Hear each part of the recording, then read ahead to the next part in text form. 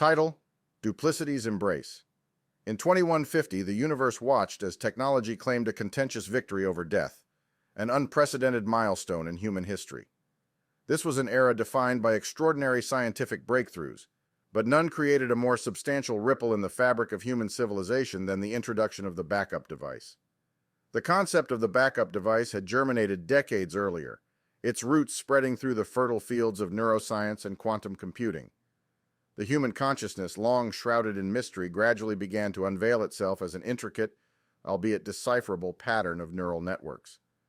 A notable stride towards this understanding was taken by Dr. Anya Silva, a promising prodigy in neurobiology.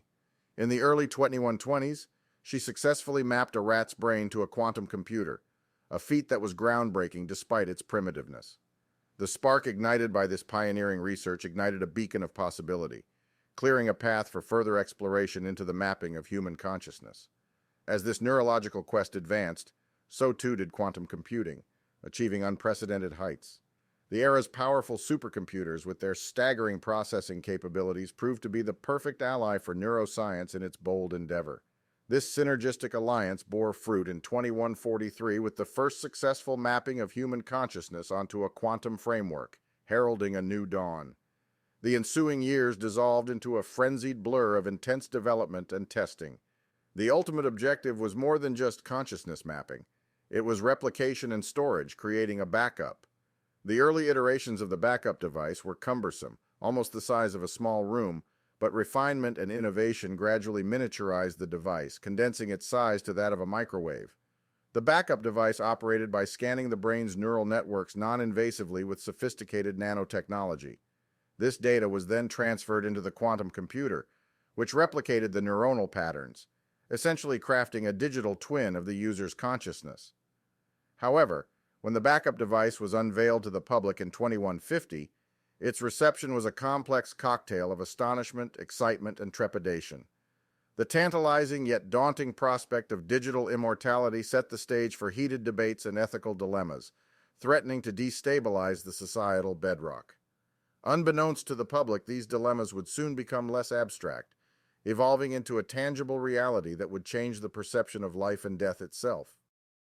As humanity stepped into the era of the backup device, they also stepped into a labyrinth of profound ethical, moral, and philosophical questions.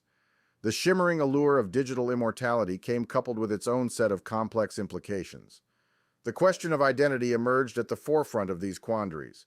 If a person's consciousness could be duplicated and that duplicate activated after their demise, who would that new entity be? Would it be perceived as a continuation of the original, a distinct individual, or an unsettling hybrid of the two? Then came the issue of legal rights. Would a backup possess the same rights as its original? If the original person had passed, would their backup inherit their legacy, their wealth, their societal roles? And if not, what place would these entities have in society? Furthermore, the technology, especially in its nascent stages, was a luxury few could afford. The prospect of digital immortality becoming an exclusive privilege of the affluent few raised concerns about deepening social divides. Mortality, an immutable characteristic of human existence, came under scrutiny as well. With the backup device's ability to potentially defy death, was humanity overstepping ethical boundaries? Lastly, there were fears about misuse. What if the technology fell into unscrupulous hands? The potential for unauthorized backup activations, identity theft, or even consciousness hacking loomed as dark possibilities. The introduction of legislation stipulated that a backup could only be activated upon the original individual's death. This rule was intended to prevent the problematic scenario of dual existence. But even the most robust system is susceptible to glitches, and one such unexpected malfunction was about to send shockwaves through society, plunging these ethical debates into a stark, unsettling reality. This incident would later come to be known by the chilling moniker the duplicate's dilemma.